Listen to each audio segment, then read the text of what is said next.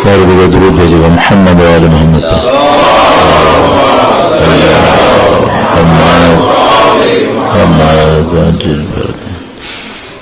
اعوذ باللہ من الشیطان الرجیم. بسم اللہ الرحمن الرحیم. الحمد للہ رب العالمین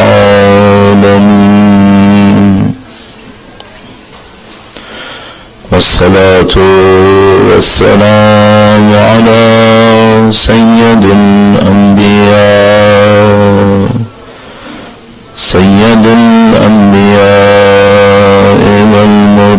والمرسلین حبیب الہ العالمین ابی القاسم محمد صلی علی محمد وعلى آلہ الطیبین الطاہرین سیما بقیت اللہ فی الأراضین. قال اللہ تعالی فی کتابہ الکریم بسم اللہ الرحمن الرحیم. ام حسبت ان اصحاب الكهف والرقیم كانوا من آیاتنا عجبا. درود بھیجے گا محمد و آل محمد.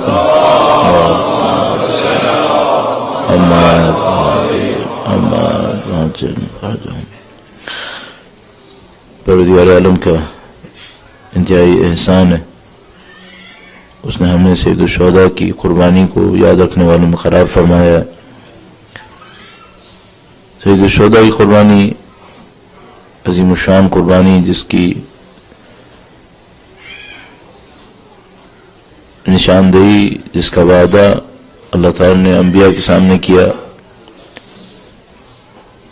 جیسے کہ ہمارے پاس روایات میں موجود ہیں، کوئی نبی ایسا نہیں ہے جس نے سید الشہداء کی غم میں گریہ نہ کیا ہو.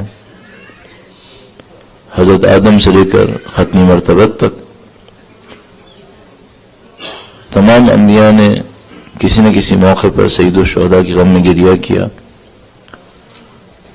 اور سید الشہداء کی دنیا میں تشریف آوری کے موقع پر جو زیارت موجود ہے 3 شعبان کے لیے،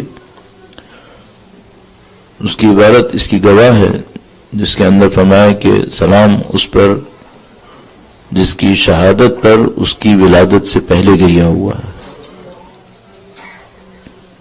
شہادت پہ گریہ پہلے ہوا ہے، ولادت سے پہلے. اور متعدد روایات ہمارے پاس موجود ہیں. تو بلا شک و شبہ عزیزان محترم، آپ کو ہمیں خدا کا شکر بجا لانا چاہیے. آپ اس عبادت میں شریک ہو رہے ہیں جس میں تمام انبیاء نے شرکت کی، اور یہ خدا متعال نے ایک طرف سے ہم پہ احسان کیا ہے کہ ہمیں اس عبادت کا حصہ قرار دیا ہے، دوسری طرف نے ہم پر ایک ذمہ داری بھی عائد کی ہے. آج روزہ عاشور ہے اور بیان کے لیے نہ موقع ہے نہ محل ہے، اور حقیقت یہ ہے کہ بیان کے مقابلے میں انسان کا دل چاہتا ہے صرف مصائب پہ توجہ ہو، لیکن صرف چند منٹس سید الشہداء کی طرف سے دی ہوئی اس ذمہ داری کو انجام دینے کے لیے ہم اور آپ اپنی زندگی کا ہدف یہ قرار دیں کہ ہم حسینیت کا حصہ بن سکیں، تو انتہائی اعلیٰ ہدف ہے، انتہائی بلند ہدف ہے. ہم اور آپ جانتے ہیں کہ ہم لوگوں کی زندگیوں نے گزر جانا ہے. ہم سب لوگ یہاں پر کچھ کم کچھ زیادہ مدت زندگی گزار کے چلے جائیں گے. جس طرح کسی نے یہاں پہ باقی نہیں رہنا ہے اس طرح سے ہم نے بھی باقی نہیں رہنا. جس طرح سب نے ایک اور دنیا میں منتقل ہونا ہے ہم نے بھی ایک اور دنیا میں منتقل ہونا ہے. اس دنیا کو خدا کا دین خدا کا نظام دھوکے کی دنیا تعبیر کرتا ہے. اس دنیا کے دھوکوں میں سے ایک دھوکہ یہ ہے کہ جس کا رتبہ بلند ہے جس کا رتبہ بڑا ہے مقام اونچا ہے اسی نے مصائب جھیلنے. جو کفر و شرک میں مبتلا ہیں وہ اس رمین پر مزے لیتے ہیں, وہ طاقتور نظر آتے ہیں, وہ بڑے بڑے گھروں میں رہتے ہیں, وہ دنیا میں ادھر سے ادھر ہو رہے ہوتے ہیں. ان کی طاقتوں کو دیکھ کر لوگوں کو یہ لگتا ہے جیسے یہ حاکم ہے.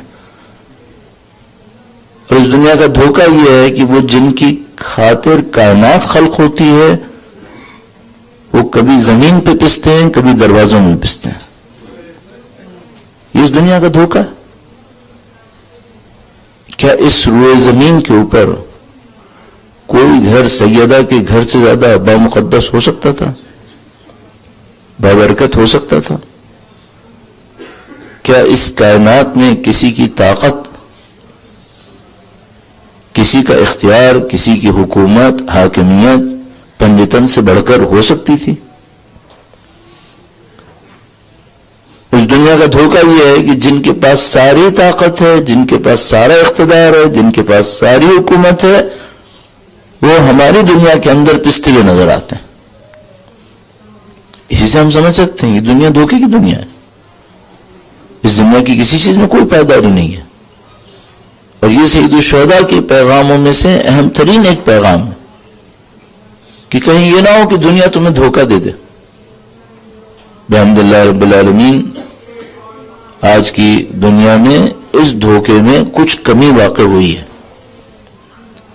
گرچہ حکومتیں تو نظر آ رہی ہیں, حاکمیتیں نظر آ رہی ہیں, لیکن جب ہم یہ دیکھتے ہیں کہ 1400 سال پہلے جس کا لاشا تک پامال ہوا تھا آج 2.5 کروڑ لوگ اس کے روضے کے گرد گھوم رہے ہیں.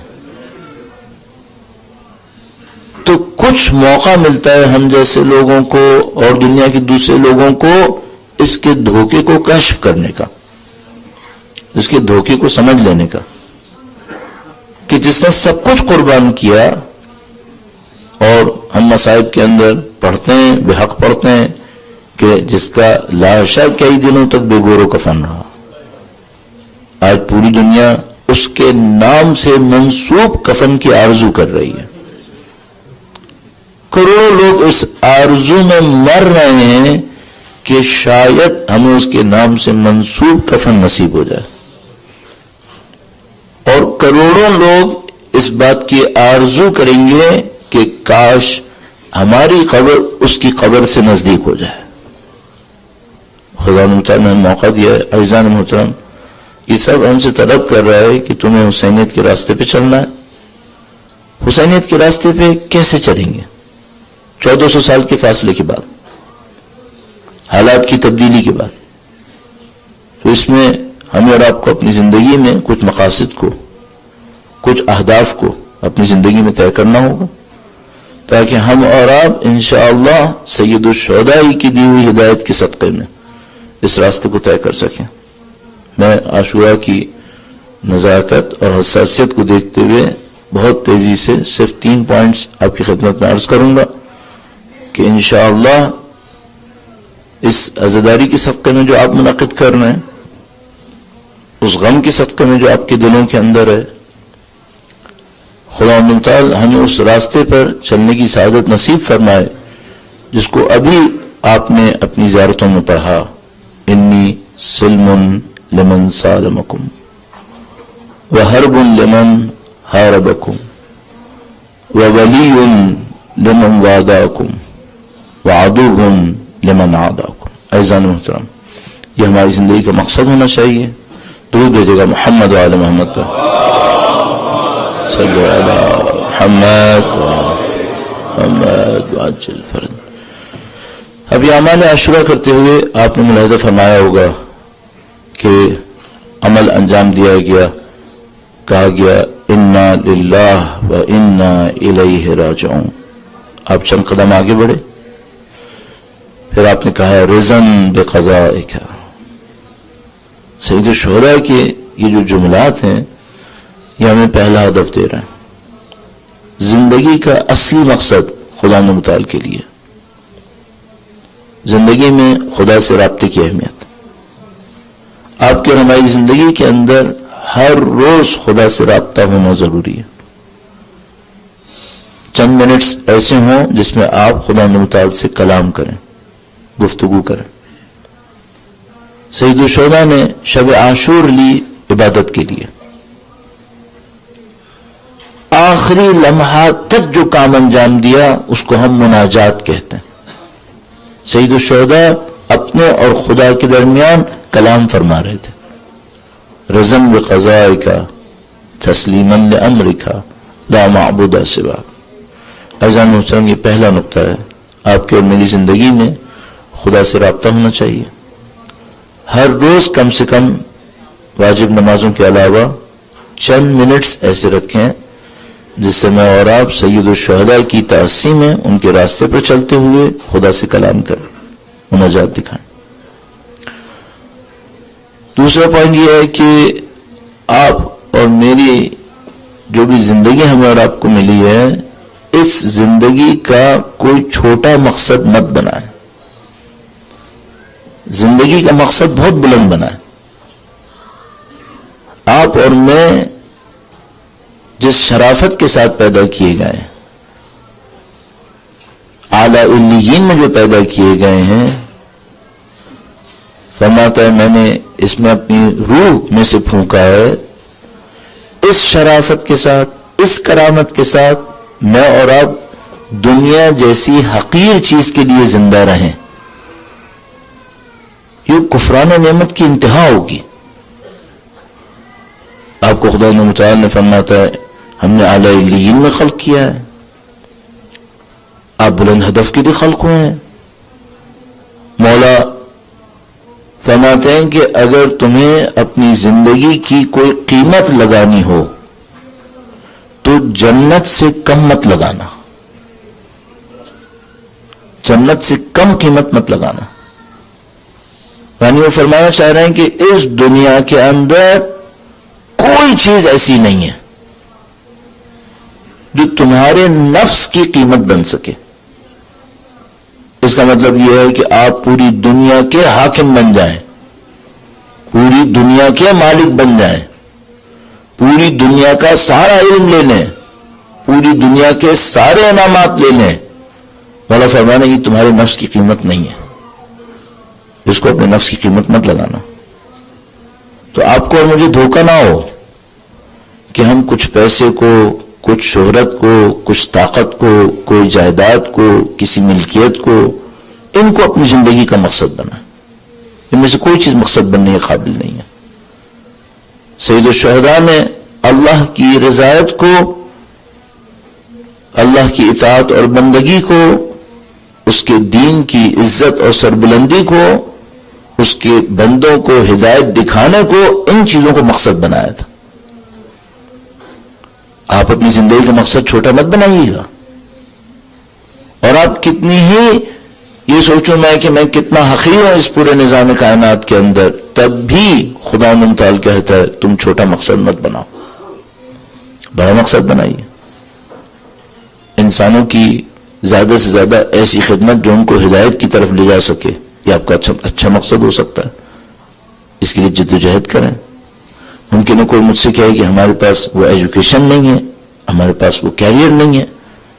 یہ خدا کا کام ہے کہ آپ کے وجود سے وہ کیسے یہ کام لے گا. آپ چھوٹا مقصد مت بنائیں. آپ سید الشہداء کی پیروی کریں بحمدللہ رب العالمین. جس محبت کے ساتھ آپ یہاں تشریف فرما ہیں، اور جیسا کہ آپ اور میں سنتے ہیں کہ جو لوگ نجف سے کربلا کی طرف چل رہے ہوتے ہیں، وہ کہتے ہیں کہ ہم جو دل میں مانگتے ہیں امام حسین دے دیتے. جو مانگتے ہیں کہتے ہیں بھی چند قدم چلتے ہیں، جو دل میں سوچا تھا کہ یہ مل جائے امام حسین دے دیتے. تو میں آپ سے عرض کروں گا، آپ جس محبت کے ساتھ یہاں تشریف لائے ہیں، اس محبت سے امام حسین سے اپنی زندگی کا اعلی مقصد طلب کر لیں. چھوٹی چیز مت مانگیں. اس کو ہم طلب کر سکتے ہیں کہ مولا ہماری زندگی ضائع ہو جائے گی اگر ہم آپ کے مقصد سے دور ہو گئے. گویا میں ظرافت کے ساتھ کہوں گا کہ آپ سید الشہداء کے پاس نوکری طلب کر لیں. سید الشہداء کے کام میں اپنی زندگی کو کام آنا طلب کر لیں، تاکہ انشاءاللہ آپ کی زندگی کا بلند مقصد ہو، آپ کی قیمتی زندگی چھوٹے اہداف میں ضائع نہ ہو جائے کہیں. اور تیسرا نقطہ یہ عرض کروں گا کہ جب خدا آپ کو کسی بلند مقصد کے لیے پرگارے گا، کسی بلندی تک پہنچانا چاہے گا، وہ میرے اور آپ کا امتحان لے گا. ہمیں اور آپ کو قربانی دینی ہوتی. چھوٹی چھوٹی قربانیاں بڑی قربانیوں کے لیے زمینہ بناتی ہیں. یہی کہ آپ کچھ دیر کے لیے اپنے آرام کو چھوڑ کر یہاں پر آ گئے، یہ جو چھوٹی سی آپ نے قربانی دی ہے، اس کے نتیجے میں بھی آپ کو ایک بڑی قربانی کا موقع مل سکتا ہے. خدا سے طلب کریں اور قربانیوں سے مت گھبرائیں. جن لوگوں نے سید الشہداء کے راستے پہ قدم بڑھائے ہیں انہوں نے قربانیاں دی، اور یہ ہمت اور حوصلہ میرے اور آپ کے اندر ہونا چاہیے. آپ خدا سے طاقت بھی طلب کریں، اور خدا سے مثلا طلب کر سکتے ہیں کہ خدایا ہم تیرے دین کے راستے میں قربانی دینا چاہتے ہیں، تو وہ قربانی کا موقع بھی دے اور قربانی دینے کی ہمت بھی دے. اور جب ہم قربانی دینے جائیں تو ہمیں صبر اور حوصلہ بھی نصیب فرما. سب کچھ خدا کی طرف سے ہے. تو آخر میں صرف یہ عرض کروں گا کہ خدایا کہیں ایسا نہ ہو کہ ہم بیماریوں میں مر جائیں، ایسا نہ ہو کہ ہم حادثوں میں مر جائیں، ایسا نہ ہو کہ ہم جسم کی کمزوریوں سے مر جائیں. نہیں خدایا، ہم چاہتے ہیں کہ ہم اس لشکر کا حصہ بنیں جس کا سردار تو نے امام حسین کو بنایا ہے. ہم شہادت کی موت چاہتے ہیں، اور ہمیں معلوم ہے کہ شہادت کی موت ہر ایک کو نصیب نہیں ہوگی. ہم خدا متعال سے اس عاشور کے دن دل کی گہرائیوں سے، جس کے پاکیزگی کو صرف خدا سمجھ سکتا ہے، طلب کر سکتے ہیں کہ خدا ہمیں سادہ موت نہیں چاہیے، ہمیں شہادت کی موت چاہیے، اور ایسی شہادت کی موت چاہیے جو تیری حجت کی خوشی کا سبب بن سکے، تیری حجت کی نصرت کا سبب بن سکے. اس دعا کی قبولیت کے لیے درود بھیجے گا محمد و آل محمد پر. محمد و آل محمد وعجل فرجہ. زان محترم، مصائب کے لیے تو اتنا ہی کہہ دینا کافی ہے کہ آج عاشور کا دن ہے. عاشور کے دن جس کسی نے رسول اللہ کو دیکھا ہے غمزدہ دیکھا ہے، جس کسی نے حجت خدا کو دیکھا ہے غمزدہ دیکھا ہے. اور عاشور کے دن میں جس لمحے میں اس وقت آپ ہیں، یہ وہ خاص لمحہ ہے جب امام الوداع کرنے کے لیے تشریف لائے. امام کی الوداع کے لمحات ہیں. جو ہمارے پاس متعدد روایات موجود ہیں ان لمحات کے لیے جو سید الشہداء کے آخری لمحات تھے، اور میں جتنا میرے اندر ہمت ہے اور جتنا میرے اندر بیان میں طاقت آ سکی، میں ان مصائب کو تدریجاً آپ کے سامنے عرض کرنے کی کوشش کروں گا، تاکہ ہمارے لیے کچھ ممکن ہو سمجھ سکیں ہمارے امام پہ کیا بیت رہی تھی، اور ہم کس امام کا تذکرہ کر رہے ہیں جو فاطمہ کا بیٹا ہے، حیدر کرار کا بیٹا ہے. آپ نے زیارت ناہیہ پڑھی.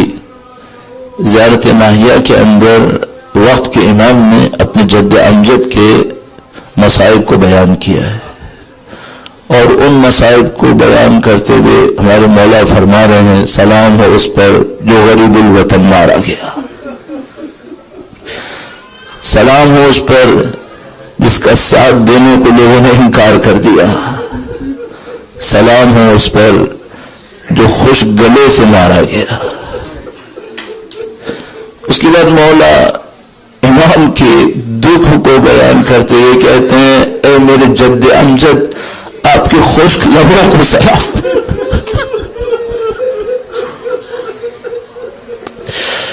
امام سید الشہداء اس لمحے تک آتے آتے کتنے مصائب، کتنی مشکلات، کتنی مصیبتیں جھیل چکے ہیں۔ علی اصغر کو دفن کر چکے ہیں، علی اکبر کا لاشا لا چکے ہیں، مولا ابو الفضل عباس کو الوداع کہہ چکے ہیں۔ غموں سے نڈال اس موقع کے اوپر ایک دفعہ وہ وقت آتا ہے جب سید الشہداء آخری الوداع کرنے کے لیے اپنے خیام میں تشریف لاتے ہیں۔ ایسے کاش ہم لوگ یہ سمجھ سکتے ہوتے کہ امام حسین کا ان چھوٹے چھوٹے مسکین بچوں کے ساتھ کیا رابطہ تھا۔ یہ جتنے یتیم بچے اور بچیاں تھے یہ سب یہ دیکھ رہے تھے کہ جب تک امام حسین ہے کوئی خیموں کے نزدیک نہیں آئے گا۔ اب ان یتیم بچوں کے سامنے امام حسین آخری امید کے طور پر کھڑے ہیں اور الوداع کہنے کے لیے آئے۔ ہمارے پاس روایتوں کے مطابق تمام بچے سید الشہداء کے گرد جمع ہو جاتے ہیں اور ہر کوئی فریاد کرتا ہے کہ مولا کس کے آسرے پر چھوڑ کے جا رہے۔ ایک موقع پر امام حسین جب آخری الوداع کرنے کے لیے آتے ہیں تو نہیں معلوم آیا خادمہ فضا سے یا خود بی بی زینب سلام اللہ علیہ سے کہتے ہیں کہ ایک لباس ہے جو ہماری ماں نے آخری وقت کے لیے رکھا ہے۔ روایات کے مطابق ایک لباس گویا بی بی سیدہ طاہرہ سلام اللہ علیہ نے تیار کیا تھا کہ جب حسین آخری لمحے پر جائے، آخری سفر پر جائے تو وہ لباس ذبتن کریں۔ اس کی بھی ایک حکمت ہے۔ امام جانتے ہیں اور امام کی مظلومیت کا عجیب پہلو ہے، امام جانتے ہیں کہ جب میں مارا جاؤں گا تو یہ لعین میرے لباس کو بھی لوٹ لیں گے۔ ایک خاص لباس تیار کیا گیا، اس لباس کو مختلف طرح سے پھاڑا گیا تاکہ یہ لعین امام کی جسد اطہر کے اوپر اس لباس کو باقی رکھیں۔ وہ بی بی زینب سلام اللہ علیہ کو بلایا اور کہا کہ بی بی جو مادر گرامی نے لباس تیار کیا تھا وہ لباس لے کر آئے۔ جب بی بی زینب سلام اللہ علیہ وہ لباس لے کر آتی ہیں تو اب آخری الوداع کا وقت آتا ہے۔ امام حسین سے کہتی ہیں کہ بھیا آج تک مجھے بتایا گیا تھا کہ میرے بازوؤں میں رسیاں بندھیں گی اور میں سوچا کرتی تھی کہ جس کا حسین کا جیسا بھائی ہو اور جس کا عباس کا جیسا بھائی ہو اس کے بازوؤں میں کون رسیاں باندھے گا، لیکن بھیا اب یقین آ گیا ہے کہ زینب کے بازوؤں میں رسیاں بندھیں گی۔ امام حسین سے ارشاد فرماتی ہیں، کہتی ہیں بھیا اپنا گریبان چاک کرو، مجھے تمہارے سینے کا بوسہ دینا ہے۔ امام سوال فرماتے ہیں، کہتی ہیں میری ماں نے مجھے وصیت کی تھی کہ زینب ایک حسین کا آخری لمحہ آئے گا جب کوئی حسین کے ساتھ نہیں ہوگا، تم حسین کے سینے کا بوسہ لینا۔ ایک موقع کے اوپر امام سید الشہداء فرماتے ہیں زینب اب آخری وصیت کا وقت ہے، اپنی ردا اٹھاؤ، اپنے بازوؤں کو لگاؤ۔ فرماتے ہیں میرے بابا نے وصیت کی تھی حسین ایک وقت آئے گا میری زینب کے بازوؤں میں بستیاں بندھیں گی، ہماری طرف سے زینب کو الوداع کہنا۔ امام اپنے تمام گھرانے کو الوداع کہتے ہوئے خیمے سے باہر تشریف لاتے ہیں۔ ایک موقع پر زلجنا کو بلاتے ہیں، زلجنا نزدیک آتا ہے، امام گویا زلجنا کے سر پہ ہاتھ پھیرتے ہیں اور کہتے ہیں اے اے ذوالجنا تو نے صبح سے اب تک بہت سواریاں اٹھائی ہے، اب یہ ایک آخری سواری ہے، بس تجھے ایک آخری اور کام کرنا ہے، مجھے خیمے تک لے کر جا۔ ذوالجنا گویا چلنے کو تیار نہیں ہوتا، امام ایک دفعہ پھر اس کے سر پہ ہاتھ پھیرتے ہیں تاکہ وہ چلنے کو تیار ہو۔ جب ایک آخری دفعہ کہتے ہیں تو گویا ذوالجنا سر کو جھکاتا ہے، امام ذوالجنا کے قدموں میں ایک بچی کو لپٹا ہوا پاتے،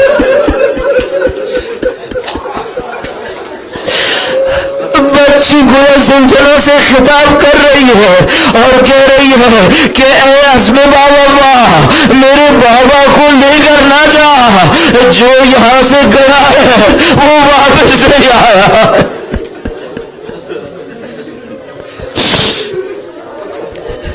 مجھے نہیں معلوم عزیزو، جب سید الشہداء اپنے ذوالجنا سے اترتے ہیں تو انہوں نے اس بچی سے کیا کہا؟ بعض روایات کہتی ہیں کہ بچی نے یہ کہا کہ اگر آخری دفعہ جا رہے ہو تو ایک آخری دفعہ مجھے سینے سے لگا لو۔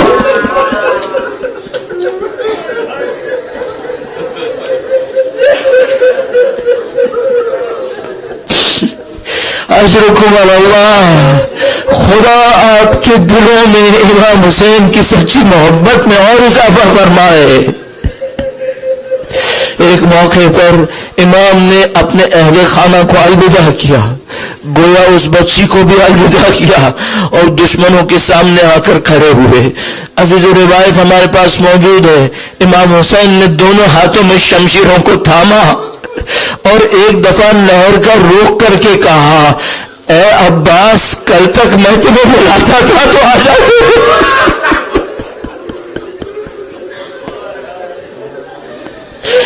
مقتل کا رخ کیا، ایک ایک صحابی کو پکارا، اے حبیب ابن خلال، اے مسلم ابن اوسجہ، اے زہیر ابن قین، کل رات تک میں تمہیں بلاتا تھا، تم آ جایا کرتے تھے۔ عزیزو گویا لاشوں میں کوہرام بپا ہوا، مولا خدا سے اجازت دلوا، 1000 دفعہ آئیں گے، 1000 دفعہ قربان ہوں گے مولا، ہمیں خدا انہیں متعال کی مشیت کی اجازت چاہیے۔ میرے مولا میدان کربلا کے اندر تنہا رہ گئے ہیں، اب دشمن کی طرف بڑھے ہیں، شمشیر سے حملہ کیا ہے۔ عزیزو حیدر کرار کا بیٹا ہے۔ جو لوگ ہمارے امام کی صرف مظلومیت کو دیکھتے ہیں، میں ان سے کہوں گا امام مظلوم ہے لیکن شجاع ہے، امام اکیلا ہے لیکن ڈرا ہوا نہیں ہے، امام نے دشمنوں پر حملہ کیا۔ عزیزو ایک راوی کہتا ہے، خدا کی قسم کسی گھیرے میں آنے والے کو ایسا لڑتا نہیں دیکھا جیسا حسین لڑے، بار بار حملہ کرتے تھے۔ عزیزو ایک جملہ بار بار کہہ رہے تھے آپ کی سماعتوں کے لیے، بار بار حملہ کرتے تھے اور کہتے تھے اے لینو تم نے میرا علی اکبر مارا ہے، حملہ کرتے تھے اور کہتے تھے تم نے قاسم کو مارا ہے، تم نے ابو الفضل کو مارا ہے، ارے تم وہ جس نے علی اصغر کو مارا ہے۔ مولا کی بہادری اپنے عروج پر دشمنوں پہ چھوٹے شمشیروں سے حملہ کرتے تھے، کشتوں کے پشتے لگائے، ایک موقع پر نہر کے سامنے سے گھور کر دوبارہ خیمے میں آئے۔ عزیزو پھر ایک عجیب کام کیا، خیمے کے سامنے آئے اور فرمایا لا حول ولا قوت الا باللہ العلی العظیم۔ لائنوں نے ایک دوسرے سے پوچھا ارے یہ حسین نے کیوں کیا؟ فرمایا میں اپنے اہل خیام کو تسلی دلا رہا ہوں کہ ابھی حسین زندہ ہے، ابھی حسین زندہ ہے۔ نہیں معلوم کتنے لائنوں کو واصل جہنم کیا۔ عزیزو ہمیں یقین ہے اگر حسین جنگ نہ روکتے تو کسی میں ہمت نہیں تھی سید الشہداء کا ہاتھ روکتا۔ بس ایک ندائے غیبی آئی، اے حسین وعدے کو پورا کرنے کا وقت آ گیا۔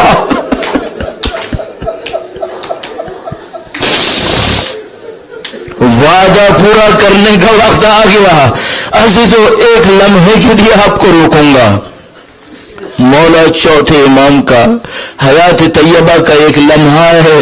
امام مدینے میں قحط پر لوگوں میں گندم تقسیم کر رہے ہیں، سب لوگ گندم لینے کے لیے کھڑے ہوئے ہیں، امام نے سر جھکایا ہوا ہے، ایک آدمی سامنے آتا ہے، وہ بھی اپنا دامن پھیلاتا ہے، مولا چوتھے امام اس کے دامن میں بھی کھانے کے لیے غذا گندم ڈالتے ہیں۔ یہ شخص کہتا ہے شاید آپ نے مجھے نہیں پہچانا اس لیے کھانا دے دیا، شاید آپ نے مجھے نہیں پہچانا۔ میرے مولا سر جھکائے ہوئے کہتے ہیں جو میرے باپ کی پیشانی پہ پتھر مار رہا تھا کیا میں اسے بھول سکتا ہوں؟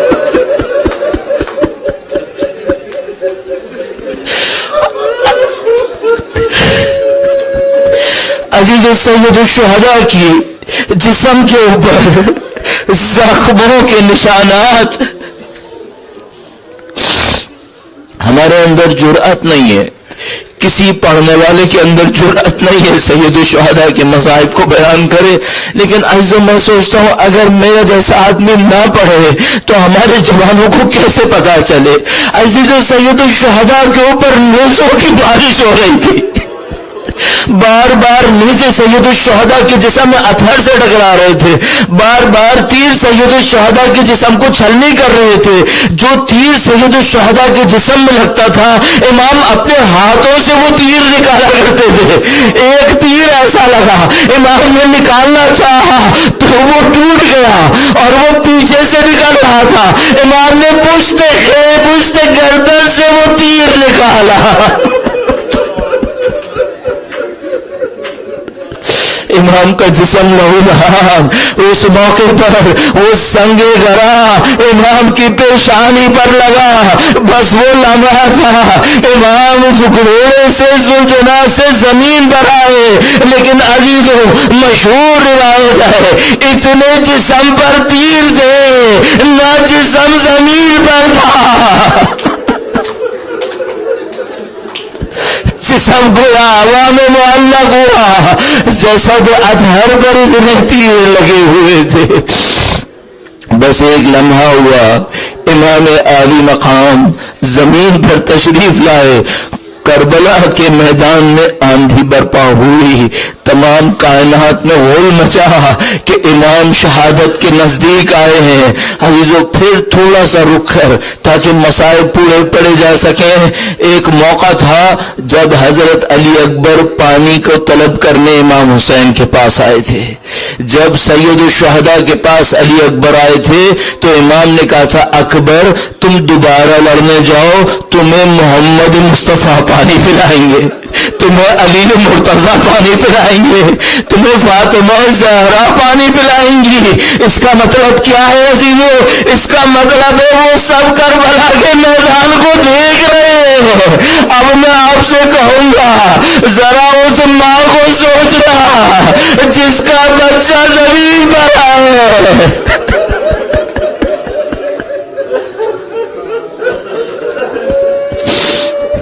عزیزو دشمن بہت لعین دشمن ہے، یہ بہت سنگ دل دشمن ہے، اس دشمن کے اندر کوئی انسانیت کا پہلو نہیں ہے۔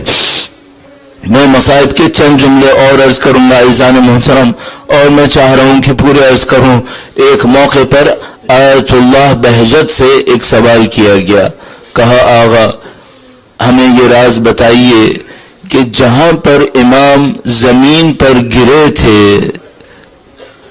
اور جہاں پر امام شہید ہوئے ہیں ان دونوں جگہوں میں فاصلہ کیوں ہے؟ ہونا تو یہ چاہیے تھا کہ جہاں امام زمین پر گرے تھے وہیں پر شہادت ہونی چاہیے تھی۔ پوچھا سوال کرنے والے نے کہ آغا اس میں فاصلہ کیوں ہے؟ آغا بہجت نے فرمایا حسین پر وہ مصائب ٹوٹے ہیں جو طاقت بشری سے باہر ہیں، طاقت بشری سے باہر ہیں۔ عزیزو اس اس لمحے کو خود احساس فرمائیے. سیدہ طاہرہ کو احساس کیجئے کہ مقام کو دیکھ رہی تھیں. اور ایک موقع کے اوپر آغا بہجت اس کا فلسفہ بیان کرتے ہیں. کہتے ہیں جب سید الشہداء زمین پر گرے یہ لعین نہیں جانتے تھے کہ حسین شہید ہوئے یا زندہ ہیں. عمر سعد کہتا ہے حسین کے خیموں پر حملہ کرو. کہتا ہے حسین کے خیموں پہ حملہ کرو. عزیز و جملہ سننا. سید الشہداء کوہنیوں کے بل اٹھے, اپنے آپ کو گھسیٹا اور کہا لعینوں میں ابھی زندہ ہوں.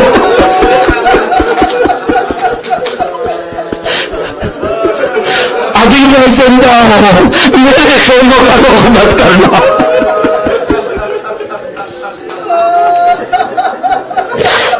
شمر لعین سید الشہداء پر سوار. اب آخری لمحہ آ گیا, آخری لمحہ آ گیا. عزیز و اہل بیت کے مصائب بہت عجیب مصائب ہیں. ان آخری لمحات کے اندر سید الشہداء نے تمام بیویوں کو حکم دیا تھا جب تک حسین زندہ ہو آپ لوگ خیمے سے باہر مت آئیے گا. اور بیویوں کو کہا تھا کہ تمام بچوں کو سنبھال کے رکھیے گا, کوئی بچہ خیمے سے باہر نہ آئے, کیونکہ یہ لعین جب علی اصغر پر رحم نہیں کھا رہے تو کسی بچے پہ رحم نہیں کھائیں گے. عزیزو اس حادثے کے دوران جب سید الشہداء زمین کے اوپر گرے ہوئے تھے, امام حسن مجتبیٰ کا ایک یتیم بچہ خیموں سے بھاگتا ہوا امام حسین کے پاس آ رہا ہے اور شمر کو کہتا ہے ارے لعین کیا تو میرے چچا کو ذبح کرے گا. اب جو نزدیک آتا ہے شمر لعین کو دیکھتا ہے, شمر اس پر تلوار چلاتا ہے, بچہ غلطی سے دونوں ہاتھ آگے کر دیتا ہے, دونوں ہاتھ کٹ کر امام حسین پر گرتے ہیں, بچہ تڑپ جاتا ہے. امام حسین کہتا ہے چچا دیکھیے اس نے میرے ساتھ کیا کیا. اگلا شمشیر کا وار بچے کے سر کے اوپر, بچے کا کٹا ہوا لاشا.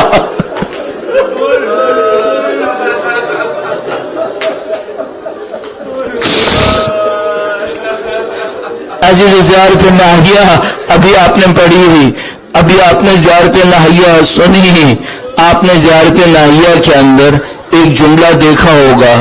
اس جملے کو دو طرح سے ترجمہ کیا جاتا ہے, لیکن میں صرف اس طرح سے عرض کروں جس طرح سے آپ سمجھ پا رہے ہیں اور میں سمجھ پا رہا ہوں.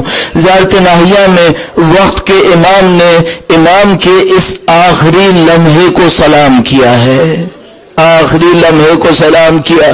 عزیزو کاش اس تعبیر کو میں اور آپ سمجھ سکیں.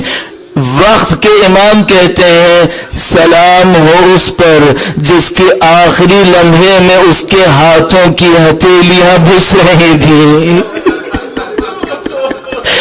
امام کی گردن پر جو چھری چلی تھی وہ آگے سے نہیں چلی تھی, وہ پشت گردن سے چلی تھی.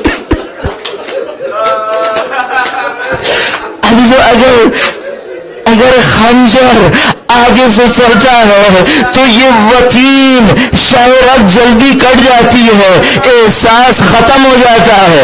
لیکن اگر خنجر پشت گردن سے چلتا ہے تو آدھی گردن کٹنے تک احساس باقی رہتا ہے. عزیزو ہمارے پاس موجود ہے اس شمر لعین نے خنجر پشت گردن سے چلایا اور خنجر بھی کند تھا.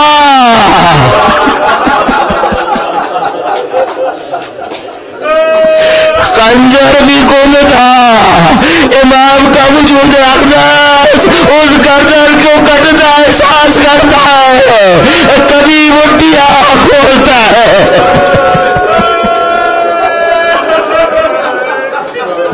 کبھی مٹھیاں بند ہوتی ہے. بس ایک آخری لمحہ آیا, حسب دعا زیارت ناہیہ, ایک آخری لمحہ آیا. امام حسین نے اپنے تمام حواس کو ساکت کر دیا, اپنی جسم کی حرکتوں کو روک لیا. ہمیں نہیں معلوم یہ کیوں ہوا, لیکن کوئی یہ کہہ سکتا ہے شاید اپنی ماں کو تڑپتا دیکھا، شاید دیکھا کہ میری ماں میرے تڑپنے پر تڑپ رہی ہے، تو اپنے حواس کو روک لیا، اپنے جسم کو روک لیا۔ ارے بس وہ لمحہ آیا ذوالجناح امام حسین کے خون میں بھگو کر خیموں کی طرف گیا، خیمے کے سامنے آ کر کھڑا ہو گیا۔ بی بی زینب نے، ان تمام بچوں نے حسین کی سواری کو حسین کے بغیر دیکھا۔ بی بی زینب بھاگتی ہوئی چلنے زینب یہاں پر آئی، عجیب منظر تھا، پائی سے باہر ہو گیا، فاطمہ کی کمائی اجڑ گئی۔ ماتم حسین